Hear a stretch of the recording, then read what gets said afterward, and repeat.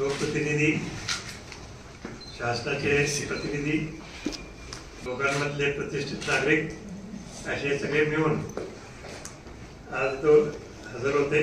काही मंडळी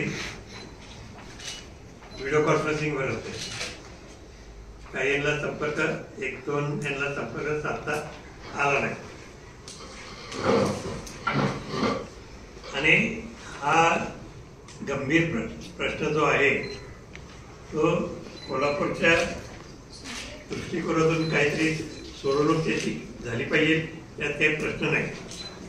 आणि त्यासाठी आता सगळे एकत्र या लागले, पण अजून सर्वांना विश्वासात घेऊन आणि सगळ्यांना बरोबर घेऊनच आपल्याला हा प्रश्न सोडवायचा आहे, काही जरी झालं तरी। तर मला वाटतं आता आमच्यामध्ये जे साधारण बोलणं झालं त्यात असं ठरलं की मुख्यमंत्र्यांची वेळ मागून घ्यायची आणि त्यांच्याबरोबर एक बैठक होईल, पुन्हा एकदा म्हणजे आता होईल। आणि त्यासाठी जे कोण आता राहिले तिथं याचे प्रत्यक्षात त्यांना सुद्धा बोलवण्यात येईल।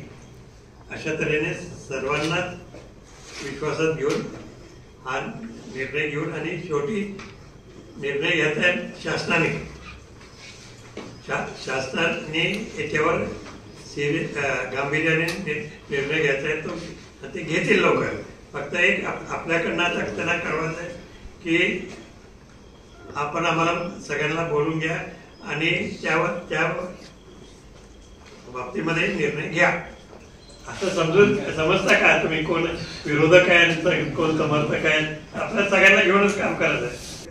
कोल्हापूर क्षेत्र आपले चांगले माहितीचे, माझे चांगल्या माहितीचे असल्यामुळे ते कोऑर्डिनेट करून आम्ही फोनवर बोलून घेऊ आणि त्याची मीटिंग बोलवतील मुख्यमंत्री आणि त्यांना आम्ही रिक्वेस्ट करू की हा विषय लवकर सोडवा। कोल्हापूर शहराची हद्दवाढ झाली पाहिजे आणि हद्दवाढ घ्यावं लागेल।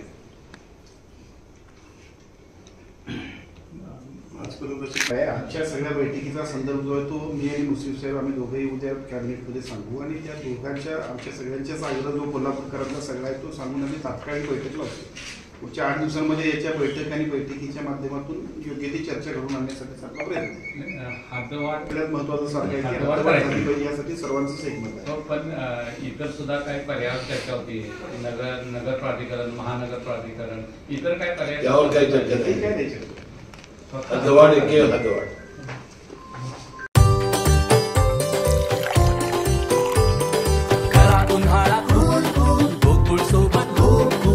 गोकुळ सोबत गोकुल